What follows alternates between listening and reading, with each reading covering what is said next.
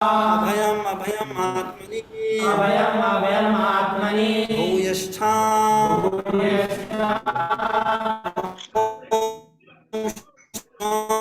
ओम शाम।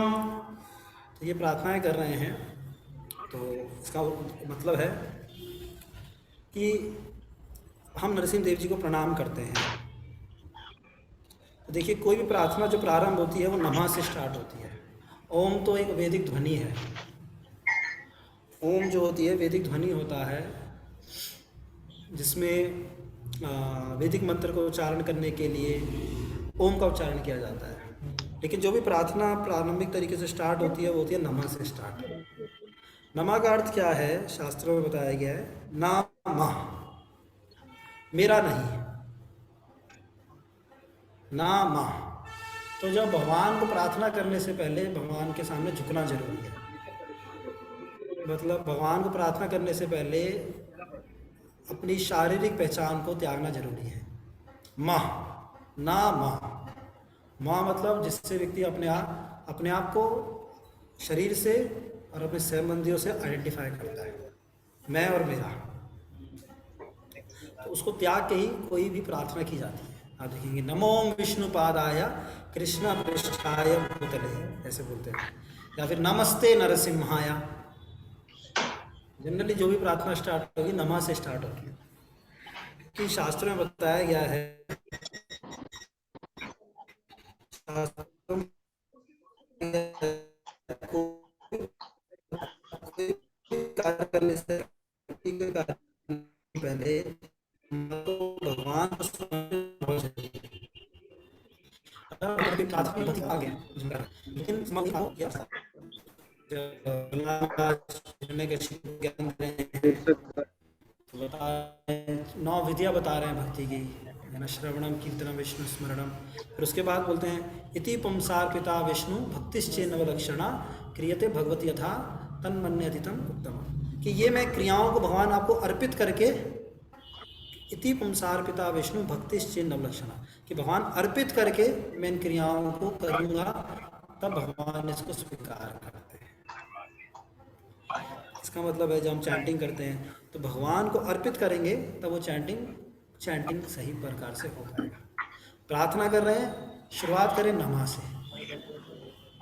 ऐसे ही सुनना भी है। जब हम भगवान के बारे में सुन रहे हैं क्लास में, जैसे अभी हम बैठे हुए हैं, तो जैसे हम क्लास में आते हैं तो हमें सोचना चाहिए, मैं भगवान के ज्ञान को सीखने के लिए अपने सर को झुका के भगवान के सामने आना चाहिए।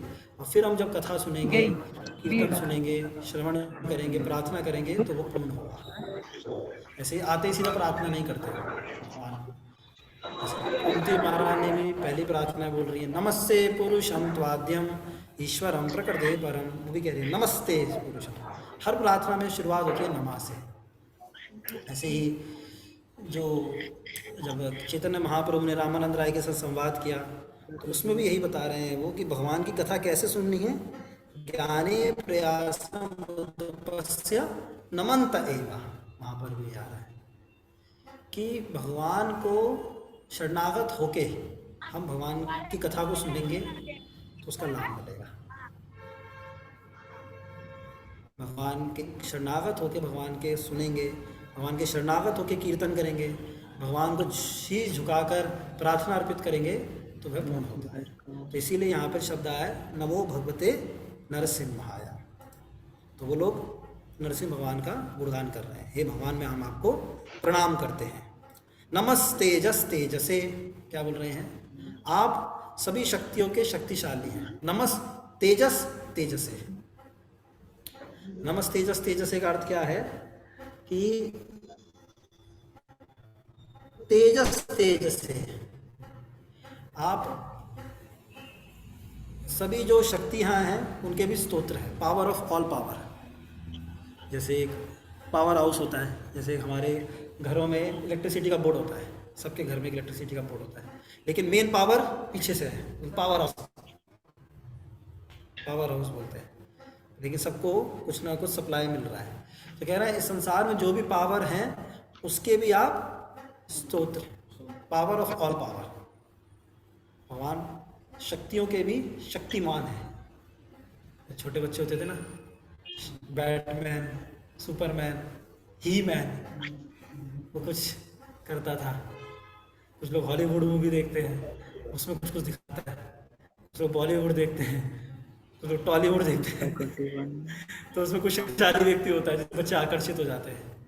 लेकिन जो भगवान है वो है सभी शक्तियों के शक्तिशाली स्रोत। नमस तेजस तेजसे, पावर ऑफ ऑल पावर। सारी शक्तियां भगवान से आ रही हैं। जैसे भगवान को बोला जाता है कॉज ऑफ ऑल कॉजेस, सभी कारणों के कारण है भगवान। पावर ऑफ ऑल पावर, सभी शक्तियों के शक्तिमान स्रोत है। तो इस संसार में जो भी शक्ति है, जो भी कारण हो रहा है, जो भी शक्तियां हैं, जो भी कारण हो रहा है संसार में, वह भगवान उसके नियंता है, कारण है। तो नमस तेजस तेजसे, हे भगवान का गुणगान है। लेकिन नरसिंह भगवान कितने शक्तिशाली थे। उन्होंने हिरण्यकशिपु को अपने नाखूनों से मार दिया, केवल और केवल। हिरण्यकशिपु इतना शक्तिशाली था, हिरण्यकशिपु ने देवी देवताओं को भी कंट्रोल कर लिया था। और हिरण्यकशिपु बहुत शक्तिशाली व्यक्ति था। लेकिन भगवान की कितनी शक्ति है। तव कर कमल वरे नखाम अद्भुत श्रृंगा, ऐसे बोलते हैं भगवान आपका जो कर, तव कर मतलब हाथ, तो कमल के समान है। तव कर कमल वरे नखम, उस के जो नाखून है। तव कर कमल, भगवान आपका हाथ तो कमल के समान है। तव कर कमल वरे नखम अद्भुत श्रृंगाम, बहुत अद्भुत कार्य किया है। श्रृंगा, दालिता, फाड़ा है। दालिता हिरण्यकशिपु, हिरण्यकशिपु को फाड़ा है। तनु भृंगाम, उसकी छाती। तनु भृंगाम, केशव धृता नरहरि रूपा जय जगदीश हरे। जयदेव गोस्वामी की प्रार्थनाएं हैं, उसमें ऐसे बता रहे हैं, हे केशव, हे कृष्ण, जिन्होंने धारण किया है नरसिंह देव जी का रूप, नरहरि रूपा, उनको मैं प्रणाम करता हूँ। तो देखो भगवान के अंदर बहुत शक्तियाँ हैं, बहुत पावरफुल है भगवान, सभी पावर के पावर है। तो इसीलिए हमें संसार में कोई व्यक्ति सोच सकता है मेरे अंदर बहुत शक्तियाँ हैं, मैं, कोई प्राइम मिनिस्टर है, कोई प्रेसिडेंट है, जैसे जो अमेरिका का प्रेसिडेंट होता है उसको बोलते हैं पूरे वर्ल्ड का सबसे शक्तिशाली व्यक्ति है, क्योंकि अमेरिका सबसे पावरफुल देश है। तो तरीके से जैसे रशिया का प्राइम मिनिस्टर है। लेकिन भगवान के आगे कुछ भी नहीं, इनका भी नहीं है। हिरण्यकशिपु ने तो पूरे त्रिलोक को कंट्रोल कर लिया था, लेकिन भगवान के आगे कुछ भी नहीं। तो ये वो प्रार्थना कर रहे हैं, हे नरसिंह भगवान आपको प्रणाम करते हैं। नमस तेजस तेजसे, आप सभी शक्तियों के शक्तिशाली स्रोत हैं। आविर आविर्भाव, आप प्रकट हुए। आविर आविर्भाव, please manifest unto us, please आप हमारे को दर्शन दें। तो देखिए, जैसे हम बोलते हैं जगन्नाथ स्वामी नयन पथकामी भवातु, उसका मतलब क्या है, जगन्नाथ स्वामी आप हमारी नेत्रों के सामने प्रकट हो। हालांकि हम भगवान को देख रहे होते हैं, विग्रहों को, फिर भी ये प्रार्थना करते हैं। मतलब हम खाली चर्म चक्षु से देख रहे हैं अभी तो भगवान को, फिर भी भगवान दिखते नहीं हमें। लेकिन हमें क्या करना चाहिए, भगवान को कहना चाहिए भगवान आप प्रकट हो हमारे सामने, क्योंकि भगवान अपनी इच्छा से प्रकट होते हैं। भगवान को हम फोर्स नहीं कर सकते प्रकट करने के लिए। जब व्यक्ति अपनी भक्ति करता है, उसकी विनम्रता होती है, उसके अंदर अच्छे गुण होते हैं, तब भगवान उससे प्रकट होना चाहते हैं। जैसे प्रभुपाद जी, श्रील भक्ति सिद्धांत ठाकुर जी क्या बोलते हैं कि don't try to see Krishna, क्या कहते हैं, act in such a way that Krishna sees you. आप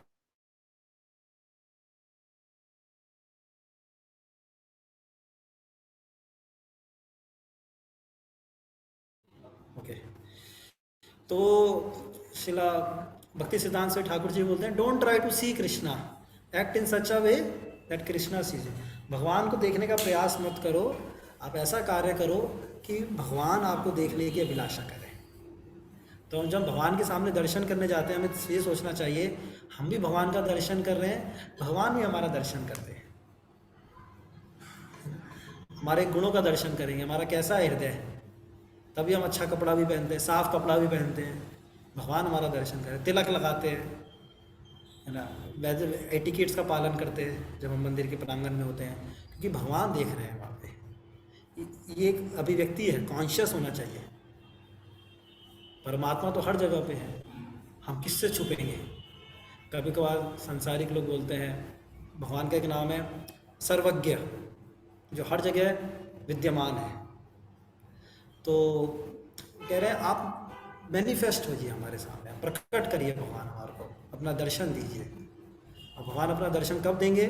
जब हम भगवान हमारे को देखेंगे कि हमारा कैसे भक्ति की भावना है। आविर आविर भावा, भगवान प्रकट होइए।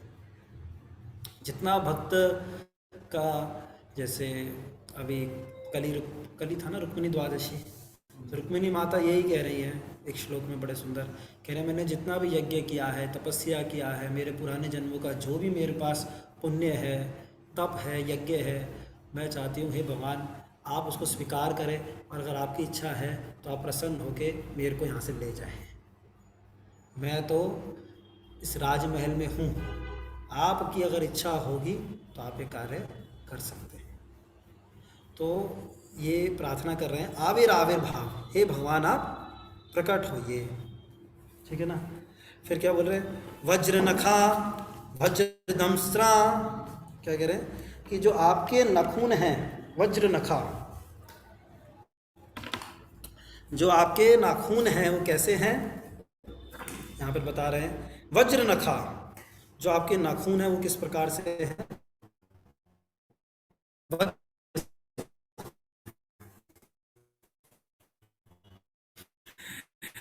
जैसे जो नाखून कोमल होते हैं, किसी को चोट लग जाए भी होती है, वो नाखून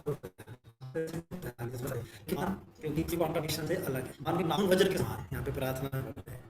वज्र नखा वज्र दंस्त्रा, क्या बोल रहे हैं? क्या करिए? और जो आपके दांत हैं वो भी वज्र के समान है।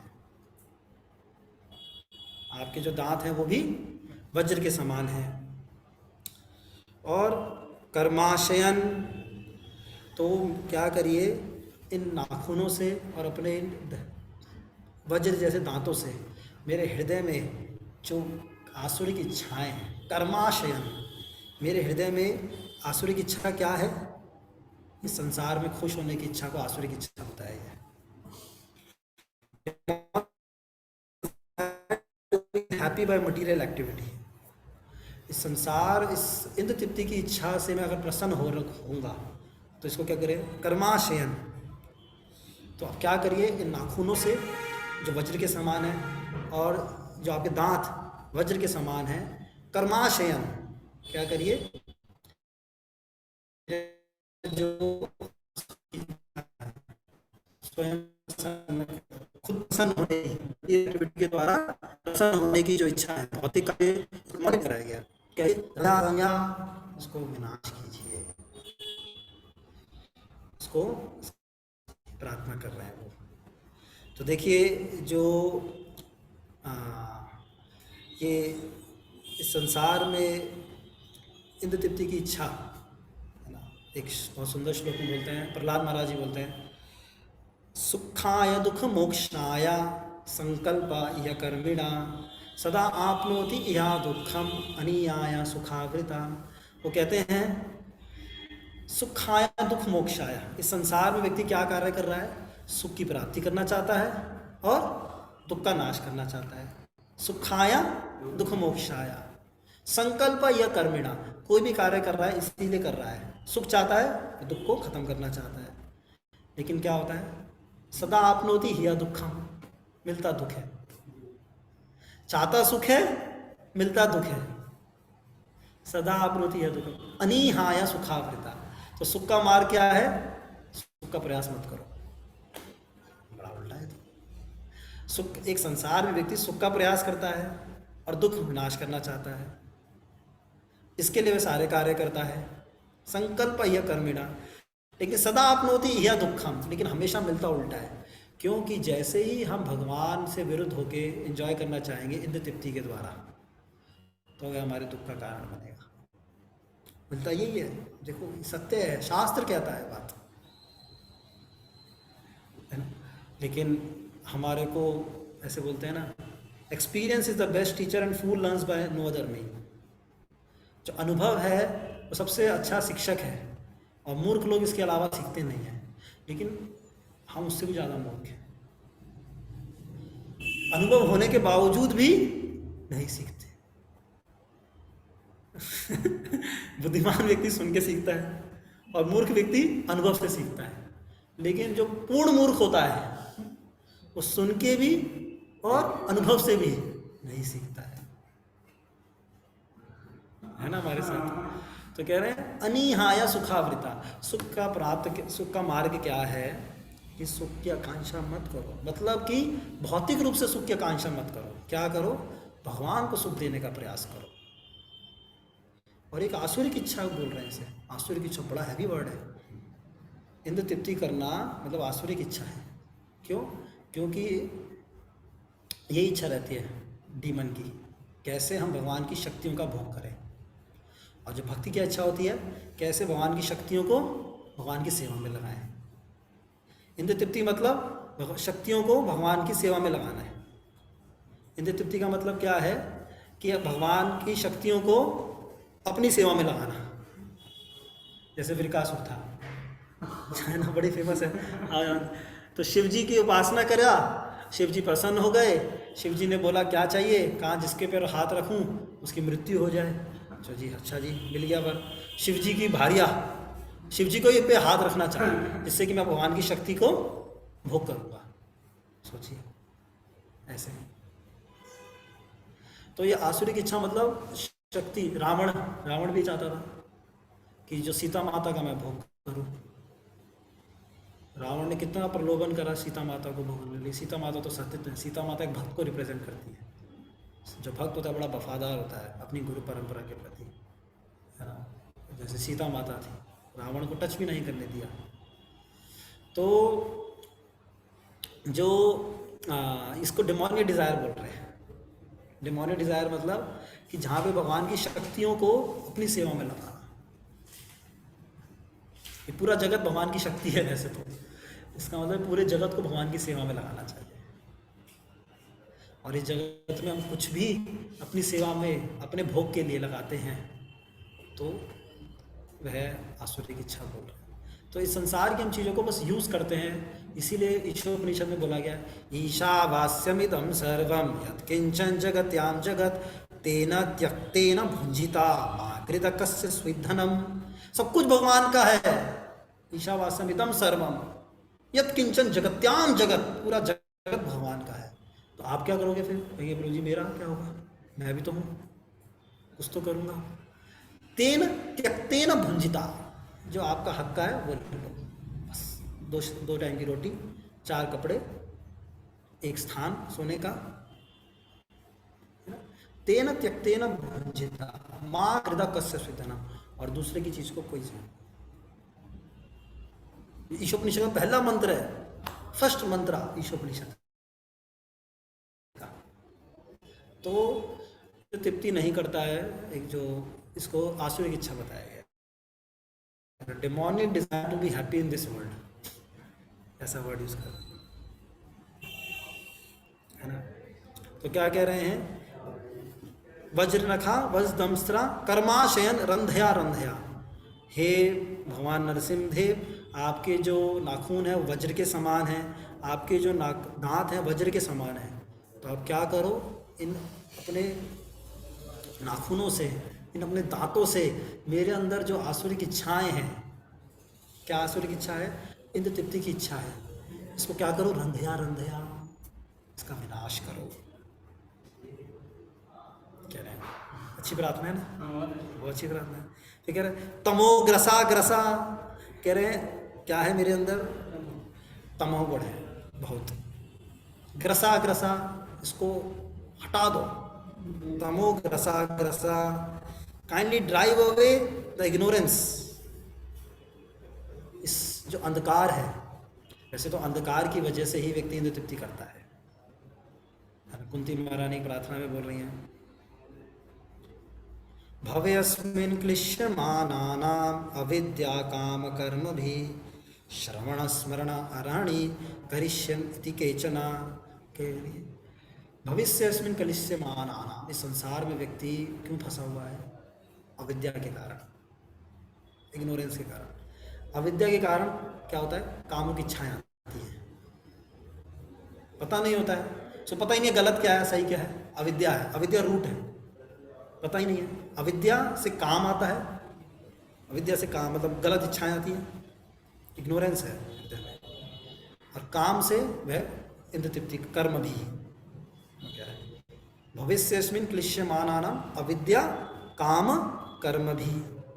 अविद्या होती है इग्नोरेंस, उससे वह कुछ इच्छाएं उत्पन्न आती हैं, पता ही नहीं है उसको ठीक है गलत है क्या है, उसको लगता है ये इच्छा भी ठीक है। इग्नोरेंस इतना ज़्यादा है, तमोगुण इतना ज़्यादा है हमारे अंदर। कर्म भी तो कह रहे भगवान आपने क्या किया है? आपने अपनी लीलाओं को प्रस्तुत किया है, उसका श्रवण स्मरण करके करिष्यन् इति केचन। हमारी अविद्या को आप इस संसार में एक लोगों को एक आशा देने आए हो कि एक सत्य का संसार भी है। ये संसार इग्नोरेंस से भरा हुआ है, ये भाव सागर इग्नोरेंस से भरा हुआ है। तो यहाँ पे सभी लोग अविद्या से जूझ रहे हैं, लेकिन इसीलिए हमारे को नॉलेज में रहना चाहिए, विद्या में रहना चाहिए, खूब शास्त्रों को पढ़ना चाहिए और हमारे को समझना चाहिए ढंग से। अविद्या का कर्म भी कहती है। तो कह रहे हैं तमोग्रसा ग्रसा, जो मेरे अंदर इग्नोरेंस है उसको हटाइए। देखिए इग्नोरेंस और पैशन है ना, तदा रजस्तमो भावा काम लोभादयश्च ये चेत एते अनाविद्यम स्थितम सत्वे प्रसीदति।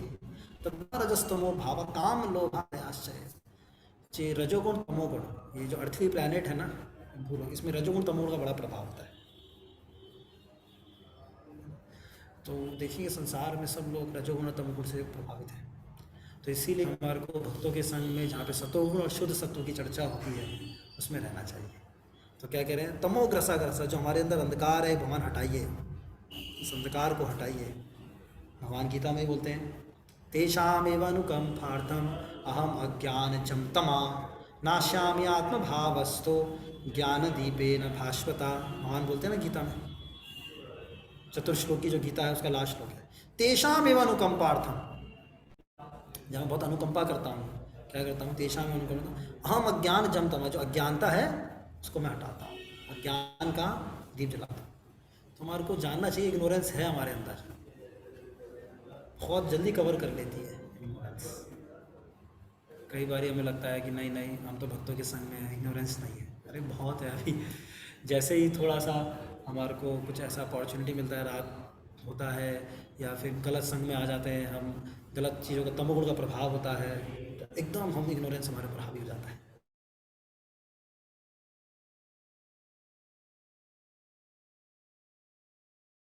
ओम स्वाहा कह रहे हैं। हाँ, तो हे भगवान आपको प्रणाम, स्वाहा। जैसे कोई भी वैदिक मंत्र होता है ना, देखा ना यज्ञ में बोलते हैं ओम स्वाहा। फिर क्या कह रहे हैं? अभयम अभयम आत्मनि, भगवान हमारा क्या दीजिए? फियरलेसनेस, फियरलेसनेस, अभयम प्रदान कीजिए। अभयम अभयम आत्मनि, मेरे मन में अभय आए, अभय प्रदान कीजिए। तो जो भक्त है वो धीरे धीरे अभय बन जाता है। तो अभी हम बोलते हैं भजऊ रे मन श्री नंद नंदन अभय चरणार विंदरे।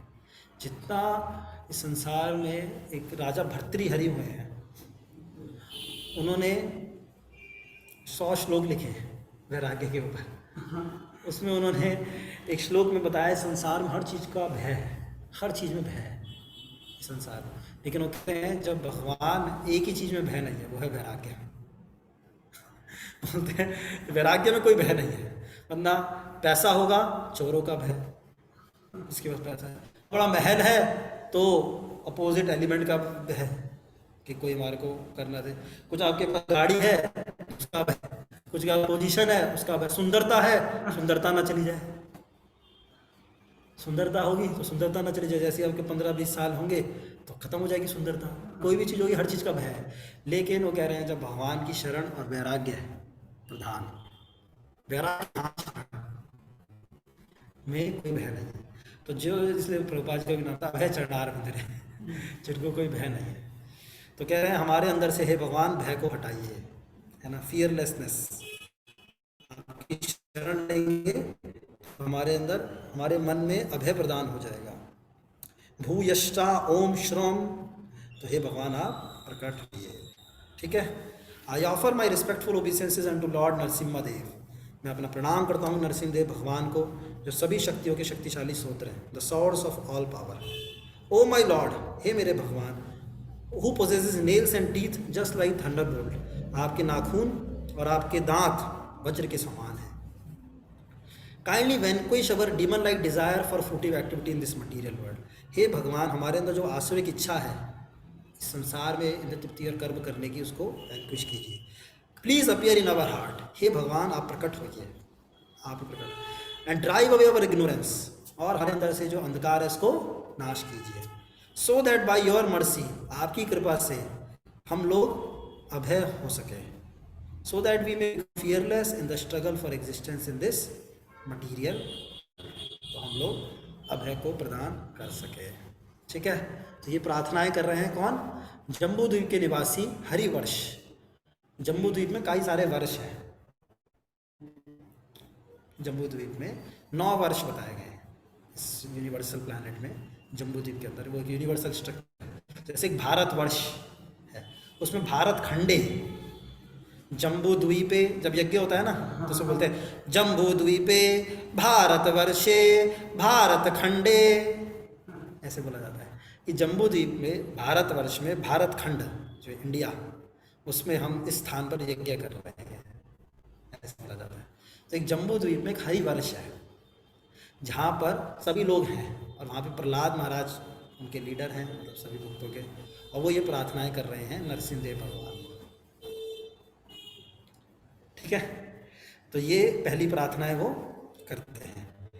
एक और प्रार्थना पढ़ेंगे, वैसे 6 श्लोकों में प्रार्थना है, बहुत सुंदर।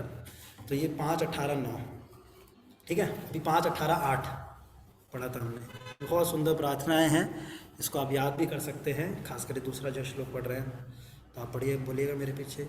स्वस्ति अस्तु विश्वस्य खला प्रसीदताम्, अस्तु विश्वस्य खला प्रसीदताम्, ध्यायन्तु भूतानि शिवं मिथो धिया, तु भूतानि शिवं मिथो धिया, मनश्च भद्रं भजताधदोक्षये, आवेश्यतामो मतिरपि अहेतुकी।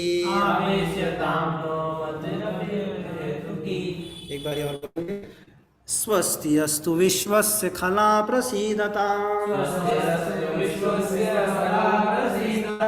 ध्यायन्तु भूतानि शिवं मिथो धिया, मनश्च भद्रं भजताधदोक्षजे, आवेश्यतां नो मतिरपि अहेतुकी। तो ये प्रार्थनाएं हैं, बहुत अच्छी प्रार्थना में बोल रहे हैं। स्वस्ति अस्तु विश्वस्य खला प्रसीदताम्, हे भगवान इस संसार में सबका लाभ हो, may there be good fortune throughout the universe, इस सबका भाग्य खुले इस संसार में। क्या प्रार्थना है, कितनी ऊंची प्रार्थना है। प्रहलाद महाराज एक्चुअल में बहुत बड़े प्रचारक हैं। वो बोलते हैं कुछ ऐसे मुनि लोग अपनी प्रार्थना में बोलते हैं, कहते हैं कि ऐसे कुछ मुनि लोग, कुछ साधुगण लोग हिमालय जाना चाहते हैं अपनी मुक्ति कामना करने के लिए।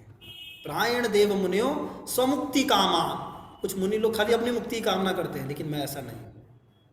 I am not like this, बोलते हैं मैं ऐसा नहीं हूँ। इस संसार मैं जानता हूँ, मैं सबको कृष्ण भावना में प्रचार कर सकूं, क्योंकि मैं जानता हूँ कृष्ण भावनामृत की इच्छा के अलावा इस संसार में कोई व्यक्ति खुश नहीं सकता। एक घोष्टानंदी है जो कि प्रचार कर रहे हैं। तो यहाँ पर वो प्रार्थना में बोल रहे हैं इस संसार में सबका लाभ हो, may there be good fortune for everyone, खला प्रसीदताम, और इस संसार में जो द्वेषी लोग हैं वो शांत हो जाएं। देखिए भक्त का कितना ऊंचा भाव होता है। जितना हमारे अंदर अच्छा भक्ति आएगा उतना द्वेष खत्म होता जाएगा। हमारे मूल कारण क्या है कि हमारा भक्तों के साथ संबंध नहीं बन पाता है, वो अहंकार और द्वेष। लेकिन जैसे जैसे एक भक्त भक्ति में आगे बढ़ेगा उसका द्वेष खत्म होता जाएगा, उसका अहंकार खत्म होता जाएगा। और मैं अभी थोड़े दिन पहले पढ़ रहा था तो बता रहे थे कि एक भक्त सबके साथ मित्रता है और भगवान के नाम में प्रार्थना में बोलते हैं, महाराज हे भगवान, मैं आपके नाम के प्रति रुचि उत्पन्न कर सकूं, सबके साथ मित्रता के साथ व्यवहार कर सकूं और इस संसार में जो लोग आपको भूले हुए हैं उनको प्रचार कर सकूं। ये उनके ऐसे तो वो यही प्रार्थना कर रहे हैं, स्वस्ति अस्तु विश्वस्य खला प्रसीदता। हे भगवान, सभी जो द्वेषी लोग हैं वह शांत हो जाएं, है ना, सबका सौभाग्य खुले। ध्यायंत भूतानि शिवम मिथोदिया, और सभी लोग एक दूसरे के बारे में भला सोचें। क्यों?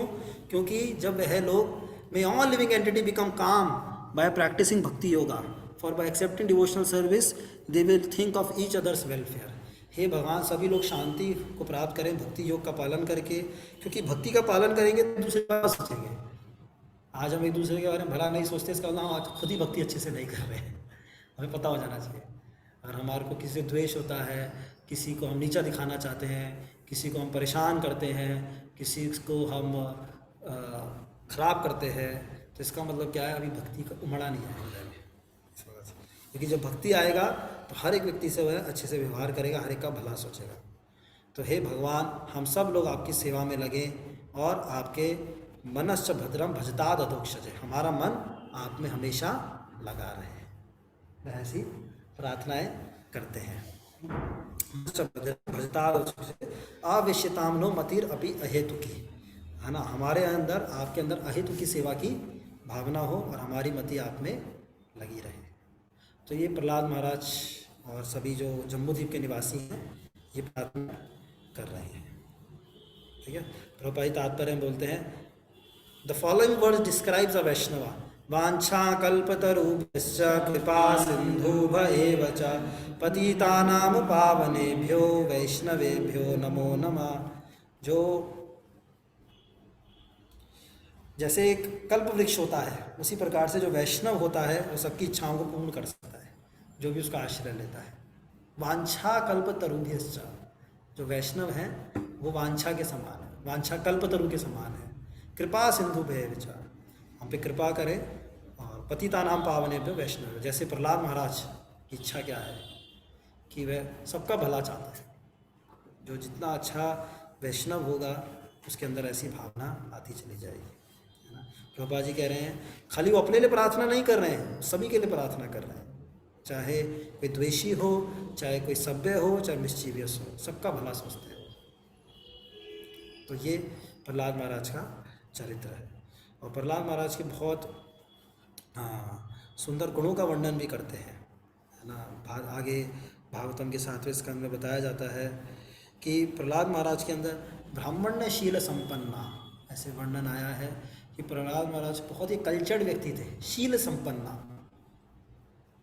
एक ब्राह्मण के एक ब्राह्मणिकल कल्चर होता है, एक संस्कृति होती है, ब्राह्मण्य शील संपन्ना, बहुत सुंदर सुशील व्यवहार था उनका और बहुत संस्कृत व्यवहार था। मैं जानते थे क्या, मैं पढ़ रहा था, मैं आपके सामने श्लोक भी डिस्कस कर सकता, तो उसमें लिखा हुआ है, मैं बड़ों को अपने जो भी उनके टीचर्स थे और जो भी वो बड़े थे उनको भगवान के समान मानते थे। अपने टीचर्स को, अपने ओल्डर गॉड ब्रदर को, जो अपने समान के लोगों के साथ बड़ी अच्छी मित्रता रखते थे, और जो नीचे के लोग थे उनके साथ दया की भावना रखते थे। ऐसे प्रहलाद महाराज का बहुत सुसंस्कृत व्यवहार था सबके साथ। देखिए, प्रहलाद महाराज तो अपने पिताजी जो कि इतना उनको कष्ट पहुँचाते थे, आसुरिक व्यक्ति थे, उनको भी सम्मान दे देते थे, हर व्यक्ति को सम्मान देते थे और प्रचार भी करते थे। ये प्रहलाद महाराज बहुत ही रिस्पेक्टफुल थे, किस व्यक्ति को कैसे रिस्पेक्ट देना है। तो यहाँ पर वो कह रहे हैं सबका भला, सब लोग जो द्वेषी लोग हैं वह शांत हो जाए। तो ये 2 श्लोक है, फिर आगे वो थोड़ा सा स्ट्रॉन्ग प्रेयर्स हैं, बताएंगे फैमिली लाइफ के बारे में। इसमें 6 श्लोक है ना, तो उसके बारे में बताएंगे। इसमें ये इन्हीं प्रार्थनाओं में 5वें स्कंद में है ना, उसमें बताएंगे संसार में व्यक्ति जो भी इस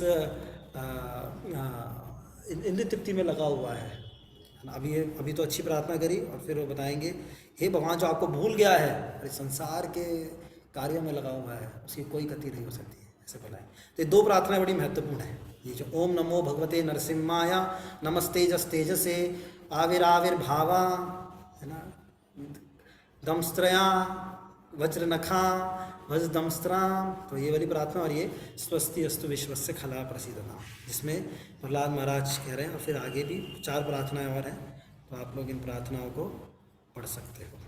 ठीक है, तो यहीं पर ही हम विराम करेंगे। किसी का कोई प्रश्न है तो पूछ सकते हैं आप थोड़ी देर।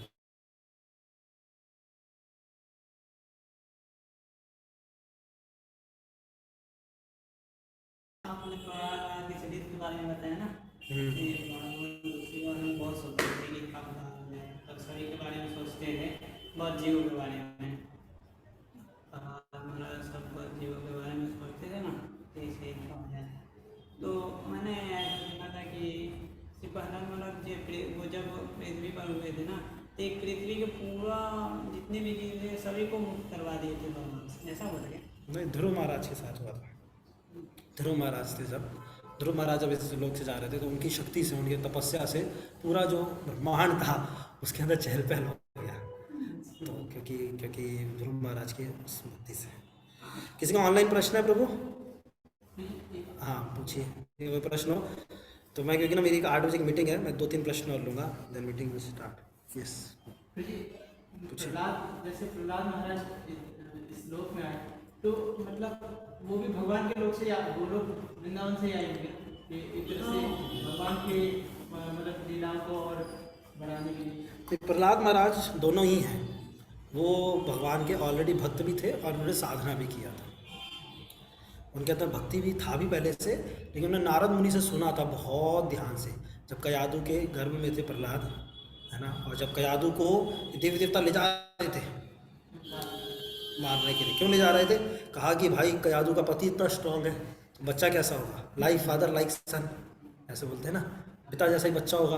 तो डेमीगॉड्स घबरा रहे थे, कयादु को ले जा रहे थे। नारद मुनि आए, नारद मुनि ने कहा भाई नहीं, इसके अंदर महाभागवत भक्त है। फिर मतलब भक्ति भी थी उनके अंदर, और नारद मुनि ने कथा भी सुनाया।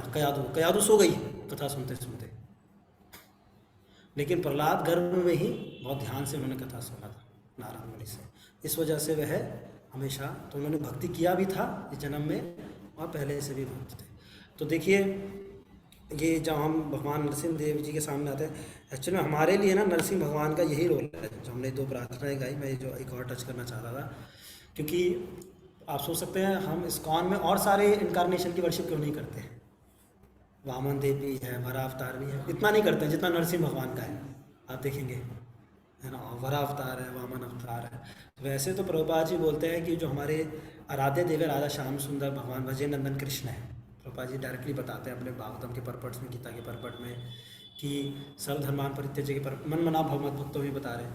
लेकिन जो भक्ति में अड़चने आती हैं, क्योंकि अभी हमारे लिए बहुत ऊंची चीज़ है ब्रज भक्ति, तो अभी तो अनर्थों से हम डील कर रहे हैं ना। वो तो राधा कृष्ण की भक्ति केवल उनके निष्ठा के बाद ही स्टार्ट होता है।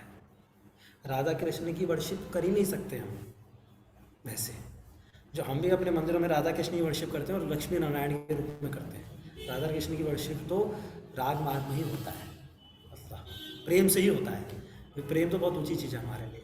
अभी तो अनर्थ है, काम क्रोध लोभ मोह मद मत्सर्य से स्ट्रगल कर रहे हैं। तो वो तो प्रभुपाद जी ने ऐसा प्रोग्राम बनाया है जिससे कि हम राधा कृष्ण की वर्शिप कर पा रहे हैं गुरु परंपरा के माध्यम से, चैतन्य महाप्रभु की कृपा से। लेकिन जब तक हम अनर्थों से ओवरकम नहीं करेंगे, तो खासकर जो नरसिंह देव भगवान का प्राकट्य का जो उद्देश्य है हमारे भक्तों के लिए, वो है कि जो हमारे अंदर अड़चने हैं, रुकावटें हैं, जो भक्ति में हमारे को आगे नहीं जाने दे रही हैं, उनसे भगवान आंतरिक रुकावट और बाह्य रुकावट, 2 प्रकार की रुकावट होती है। आंतरिक रुकावटें क्या हैं हमारे जीवन में जो आती है, वो है काम क्रोध लोभ मोह मद मत्सर्य। बाह्य रुकावट क्या है? फैमिली का टेंशन है ना, दोस्तों का टेंशन। आप भक्ति करोगे दोस्त बोलेंगे अरे क्या कर रहा है, ऐसे बोलते हैं, या फिर इधर उधर से कोई कमेंट मार देगा, तो बाह्य रुकावट आती है। तो इन दोनों रुकावटों से शक्ति प्रदान करने के लिए हम नरसिंह देव भगवान का आश्रय लेते हैं। देखिए, इस संसार में भक्ति करना मतलब इस संसार से एक अगेंस्ट द वॉर जा रहे हैं, ये समझना चाहिए। संसार में भक्ति करना मतलब हम जैसे संसार में सब लोग एक स्ट्रीम में चल रहे हैं, आप उल्टा चल रहे हो। संसार का फ्लो है, इंद्र तृप्ति का फ्लो, पूरे संसार में हर कोई व्यक्ति यही कर रहा है। आप जैसे बाहर जाओगे सब लोग यही कर रहे हैं। भक्ति करना मतलब उसे अगेंस्ट जाना। तो जब हम भक्ति करेंगे ना, तो हमारे जीवन में कुछ रुकावटें तो आएंगी। इस संसार में है तो रुकावट आएंगी, कुछ ना कुछ अड़चने आएंगे ही आएंगे, मान के चलो। जैसे ही भक्ति करेंगे, खासकर कलयुग में भक्ति कर रहे हैं तो जरूर आएंगी, एक्सटर्नल डिफिकल्टी तो जरूर आएंगी, क्योंकि संसार में हर कोई सोच रहा है इंद्र तृप्ति कैसे की जाए। हर व्यक्ति आपको ये एंकरेज कर रहा है, दोस्त मिलता है, पड़ोसी मिलता है, कहीं पे कुछ भी मिलेगा, इंद्र तृप्ति करवाएंगे आप कहीं ना कहीं से। यही है उनका ध्येय, उनको पता ही नहीं और कुछ भी। और तो ये पूरा एनवायरनमेंट ऐसा है, और आंतरिक हमारे अनर्थ हैं ही, तभी हमारा कलयुग में जन्म हुआ है। ऐसा तो है नहीं हम शुद्ध होके आए हैं यहाँ पे। तो ये रुकावटें आएंगी। और दूसरी रुकावटें आती हैं जब हम प्रचार करते हैं, प्रैक्टिस करते हुए रुकावट आएगी, और प्रीचिंग करते हुए रुकावट आएगी। प्रीचिंग करना मतलब खुद भी बाहर निकलना, दो चार को और निकालना। खुद निकलना इतना मुश्किल है। खुद निकलना मतलब कलयुग में एक्सटर्नल डिफिकल्टी भी आएंगी कलयुग के प्रभाव से, इंटरनल डिफिकल्टी आएंगी क्योंकि कलयुग में हमारा जन्म हुआ है। तो खुद निकलना और दो चार को और निकाल के निकलना, बाप रे, समझ रहे हैं। मान लो कोई भेड़ा ले ले तो रुकावट तो आएंगी। तो नरसिंह भगवान का जो मेन आश्रय जो लिया जाता है वो ये है, हे भगवान, हमारे जीवन के भक्ति के जीवन में जो अगर जो मुश्किलें आ रही हैं, जो रुकावटें आ रही हैं, है ना, पर्सनल प्रैक्टिस में और प्रीचिंग में, उसको विनाश कीजिए। अभी मायापुर में विग्रह नरसिंह भगवान के आए, पहले नहीं थे, शिला प्रभुपाद जी के समय पे नहीं थे।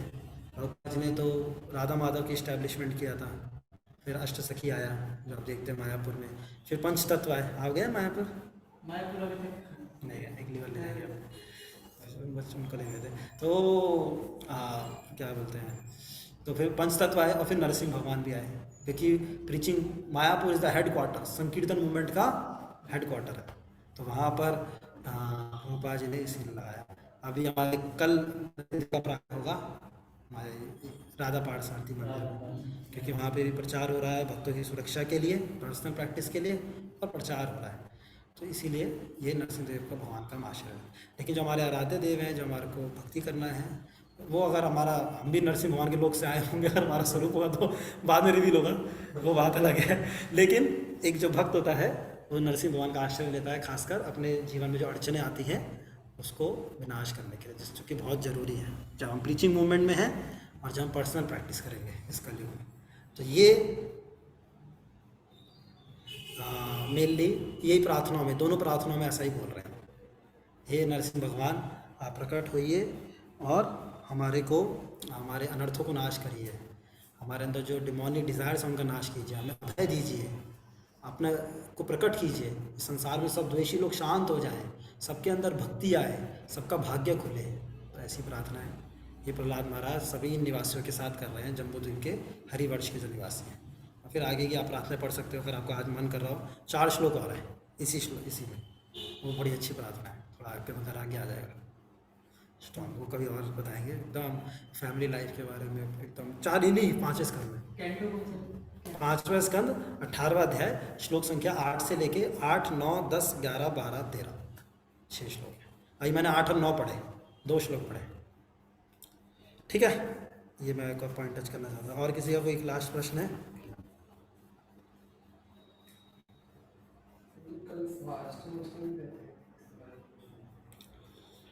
ठीक है, ऑनलाइन किसी का प्रश्न है तो फिर हम स्टॉप करेंगे, यहाँ पर ले लेंगे।